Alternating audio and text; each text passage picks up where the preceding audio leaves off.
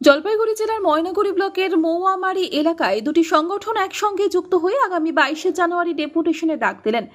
জাতি, ধর্ম, বর্ণ নির্বিশেষে দলে দলে যোগদান দেওয়ার জন্য আহ্বান জানিয়েছেন সভাপতি জ্যোৎস্না রায়। আমরা তো দীর্ঘদিন থেকে আজি অবধি দেখেছি কামতাপুরের বুকের যে কামতাপুরি জনজাতির যেই সমস্যা, আলাদা রাজ্য, ভাষা, ইতিহাস, কৃষ্টি, কালচার আরও তো অনেক, কিন্তু কোনো দাবি সরকার পূরণ করেন না।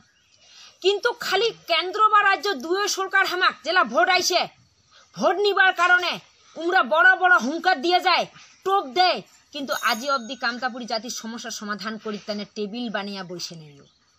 বসুক না, আলোচনার মাধ্যমে যদি সমস্যার সমাধান করিল হয় তাহলে কিন্তু আজি জাতিটা এই পাছত পরি না নইল হয়, আর আজি এত আন্দোলনও না হইল হয়। এই কারণে আজি আমরা আন্দোলনমুখী হওয়ার বাধ্য হচ্ছি, আর আমরা করিমই।